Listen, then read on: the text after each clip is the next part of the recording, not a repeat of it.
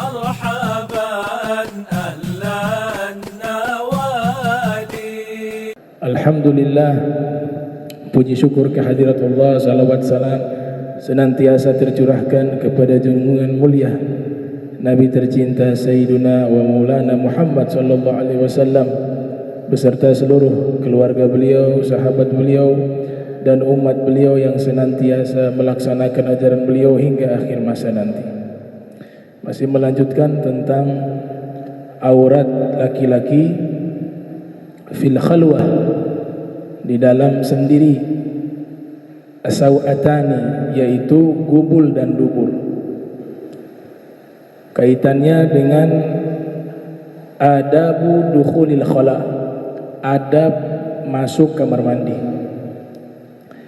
Di antara sunnah ketika seseorang masuk ke kamar mandi atau toilet, yaitu di toilet itu ataupun di kamar mandi disediakan sendal. Itu adalah sunnah Rasul sallallahu alaihi wasallam. Jadi sendal disediakan secara khusus ada di toilet maupun kamar mandi. Jadi kita tidak langsung menginjak lantai kamar mandi. Itu adalah kebiasaannya Rasul sallallahu alaihi wasallam. Dalam riwayat dikatakan kana nabiyyu sallallahu alaihi wasallam idza dakhala al-khala'a labisa hidha'ahu wa ghatta ra'sahu. Kebiasaannya Nabi apabila masuk ke kamar mandi atau toilet, beliau menggunakan sendal hidha'ahu. Jadi hikmahnya di antaranya adalah kita tidak kontak secara langsung dengan kuman dan bakteri.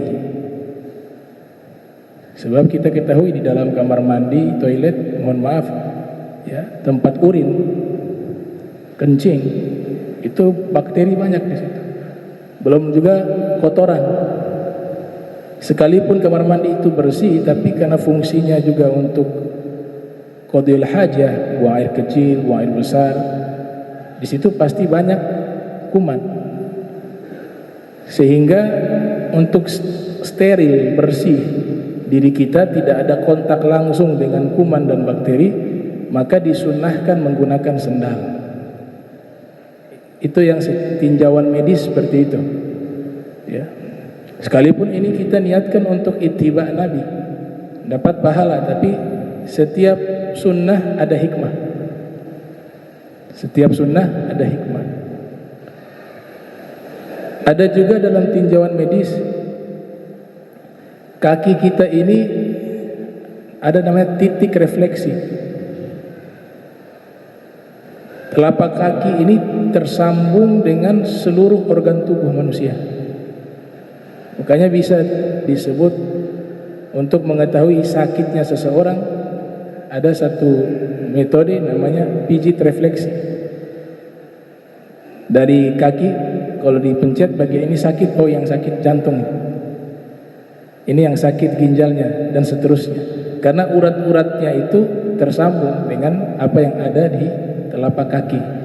Nah, sehingga kontak langsung dengan kamar mandi yang memang secara hukumnya memang dingin karena tempat air di situ, sedangkan suhu kita ini panas. Seling kontak, yang tubuh kita panas kontak dengan yang dingin, karena kita pasti tidak sekali masuk kamar mandi, berulang-ulang kali. Itu nanti mempengaruhi kesehatan. Itu berdasarkan tinjauan medis. Jadi sensitif sekali telapak kaki, maka disebut titik refleksi. Maka sunnah menggunakan sendal, hikmahnya diantaranya agar menjaga kesehatan. Kesehatan kita terjaga dengan mengamalkan sunnah Rasul sallallahu alaihi wasallam. Di dalam kamar mandi maupun toilet disediakan sendal khusus. Nah, itu yang pertama. Sunnah yang kedua, Nabi tiap kali masuk kamar mandi atau toilet selalu menggunakan penutup kepala. Ya, di dalam riwayat dikatakan wa ghatta ra'sahu. Tiap kali masuk ke toilet, kepala beliau ditutup. Bisa dengan kopiah atau kain atau sesuatu apapun yang fungsinya menutup kepala. Nah, memang secara medis belum dapat ya, hasil atau hikmah daripada menutup kepala ketika masuk ke dalam toilet atau kamar mandi. Tapi kita yakin sekali apa yang dilakukan oleh Nabi Muhammad SAW tentu ada hikmah yang besar di situ. Ada juga yang mencoba mengkaji secara medis bahwa menutup kepala masuk ke dalam kamar mandi, sunnah menutup kepala itu untuk menjaga jangan sampai ada mikroba yang akan hinggap di rambut. Kalau di rambut itu kuman atau bakteri atau mikroba itu dia bisa sembunyi di dalam rambut. Ketika mandi itu kulit kepala kita tidak bisa secara merata dia basah seluruhnya, sehingga ada tersisa bakteri-bakteri yang sembunyi di rambut kita. Beda dengan tubuh yang tidak ada bulu di situ. Nah, sehingga mereka mengatakan para ahli di antara hikmah menutup kepala itu menjaga jangan sampai mikroba-mikroba itu sembunyi di rambut. Dan toilet maupun kamar mandi itu tempat sarangnya kuman dan bakteri dan mikroba. Maka fungsi menjaga kaki dan kepala itu sangat vital. Dan itu sudah dilakukan oleh Nabi kita Muhammad sallallahu alaihi wasallam. Di dalam riwayat dikatakan kana Nabiyyu sallallahu alaihi wasallam idza dakhala al-khala labitha hidaahu wa ghatta ra'sahu. Nabi biasanya masuk ke toilet atau kamar mandi, beliau menutup kepalanya. Selain memakai sandal, beliau juga menutup kepalanya. Kita bisa kadang-kadang membiasakan sesuatu termasuk sunnah Rasul SAW. Memang kita harus bertahap.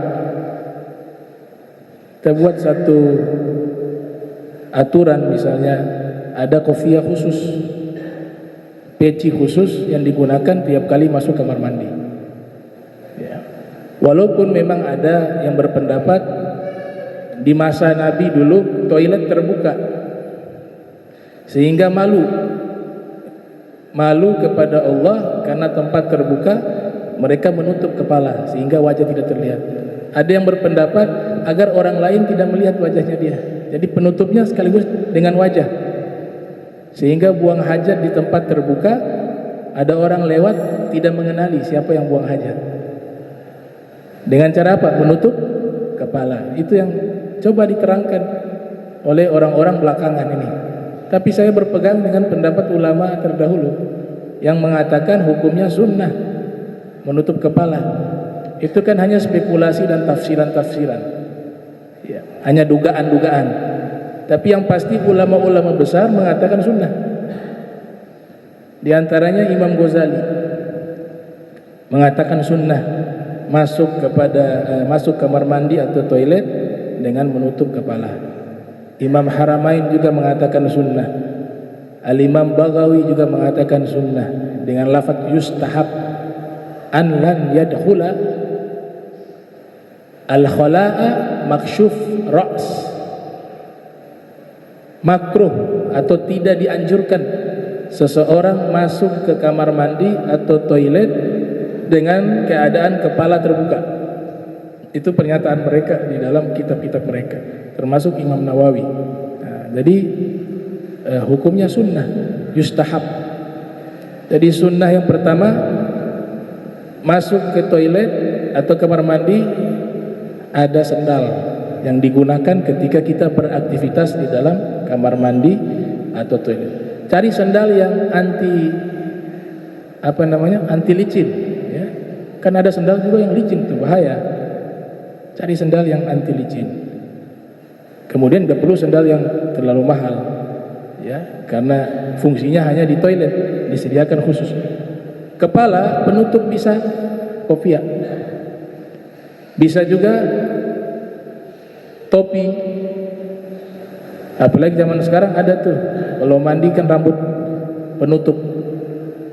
Nah itu niatkan ittiba, mengikuti sunnah Rasul sallallahu alaihi wasallam. Adab lainnya tidak berbicara kecuali darurat, apalagi menyanyi ya. Zaman sekarang kan mandi sambil menyanyi, hukumnya makruh ya, bukan tempatnya. Jadi berbicara saja makruh kecuali ada hajat, hal yang mendesak, apalagi menyanyi. Kemudian sunnah lainnya dan adab lainnya adalah mengsegerakan. Fungsi toilet itu sekedar hajat, tidak perlu berlama-lama di dalam toilet dan kamar mandi. Apa yang hajat yang kita tuntaskan selesai, segera untuk keluar. Jangan dijadikan tempat nelpon di situ, tempat nelpon, baca koran dan seterusnya. Itu dikatakan makruh, bukan tempatnya. Kemudian ketika cebok menggunakan tangan kiri, itu daripada adab yang diajarkan oleh Rasul sallallahu alaihi wasallam. Al-yamin lil khair. Tangan kanan fungsinya untuk kebaikan. Tangan kiri semua yang tidak baik digunakan menggunakan tangan kiri. Kemudian alhamdulillah zaman kita ada sabun. Dulu mereka pakai semacam tanah basah yang fungsinya mirip sebagai alat pembersih. Selesai gosil hajat, bersihkan tangan dengan tanah basah, turab. Tapi zaman sekarang fungsinya bisa dengan sabun, cuci tangan. Dan jangan lupa ketika masuk, kaki kiri yang pertama kali dilangkahkan masuk ke kamar mandi. Ketika keluar, kaki kanan. Itu bagian dari adab dan sunnah Rasul sallallahu alaihi wasallam. Dan membaca doa. Ketika mau masuk ke kamar mandi, baca doa, Allahumma inni a'udzubika minal khubuthi wal khabaithi. Bisa dibaca minal khubthi, itu juga boleh, minal khubuthi juga boleh. Ada dua riwayat. Kemudian selesai baca doa, doa ketika masuk ke kamar mandi bisa dijaharkan, bisa dikeraskan suaranya. Sebab kita posisinya belum masuk ke dalam toilet atau kamar mandi. Namun ketika sudah masuk ke dalam kamar mandi, yang harus diperhatikan simbol-simbol kemuliaan agama jangan sampai ikut terbawa ke dalam kamar mandi.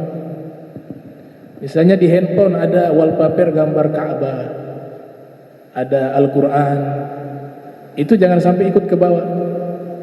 Atau nada dering, yang nada deringnya itu bacaan Al-Quran, tahu-tahu di bawah handphone dalam toilet ada orang telepon, keluar suara Al-Quran, sedangkan posisinya di dalam kamar mandi. Nah ini harus diperhatikan ya. Ini bagian dari adab dan sunnah Rasul sallallahu alaihi wasallam. Sebab Nabi ketika hendak mau masuk kamar mandi ataupun toilet, Nabi punya cincin yang ada tulisan lafaz Allah dan lafaz nama beliau ya, Muhammad Rasulullah. Dalam riwayat disebutkan setiap kali Nabi hendak masuk ke kamar mandi atau toilet, cincin beliau yang ada tulisan lafaz Allah dan nama beliau itu selalu beliau lepas, sehingga tidak ikut masuk ke dalam kamar mandi. Nah, dari riwayat inilah menjadi hukum bahwa simbol-simbol agama, simbol-simbol kemuliaan jangan sampai ikut terbawa ke dalam kamar mandi. Kemudian sunnah untuk kencing duduk bagi yang memang sehat. Mungkin ada yang sakit, dia gak mampu duduk, ya itu memang keadaan.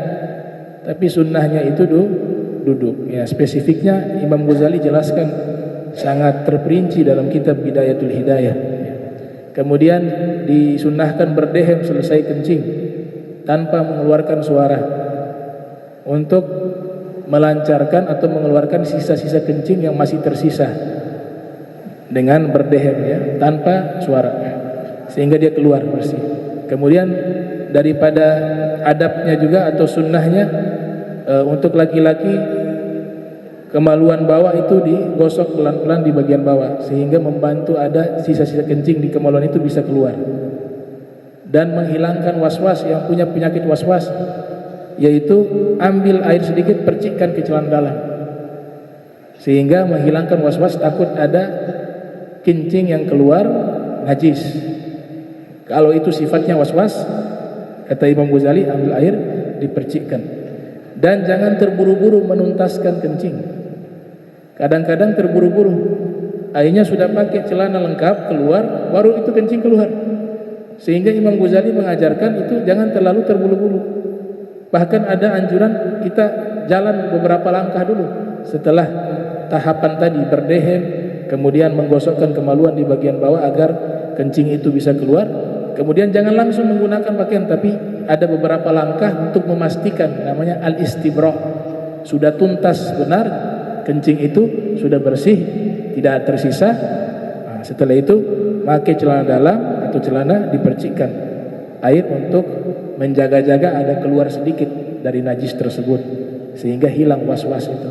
Itu yang diajarkan oleh Al-Imam Al-Ghazali dalam kitab Bidayatul Hidayah. Kemudian ketika cebok baca doa, ada doa yang diajarkan, akan tetapi cara membacanya berbeda dengan membaca doa masuk kamar mandi tadi. Ketika mau masuk kamar mandi, doanya masih bisa kita lafadzkan karena posisi kita masih di luar kamar mandi. Tapi ketika cebok, karena posisi kita di dalam, maka doa tersebut jangan dilafadzkan, jangan dijaharkan. Paling baik adalah dibaca dalam hati. Allahumma tahhir qalbi minan nifaq wa hassin farji minal fawahish. Setelah itu keluar menggunakan kaki kiri. Ya, sudah bersih, sudah cuci tangan, sudah bersih, sudah beres istibra'nya. Keluar baca doa juga. Doa keluar kamar mandi. Waktu keluar, kaki pertama yang melangkah untuk keluar kaki kanan. Kemudian kita baca doa alhamdulillahilladzi adhaba anni al-adha wa afani. Itu yang riwayat yang pendek doa tersebut, yang artinya segala puji bagi Allah yang telah menghilangkan dariku gangguan al-adha dan telah memberikan aku sehat dan selamat, wa afani. Nah, itu adab-adab terkait masalah adab di dalam kamar mandi atau toilet.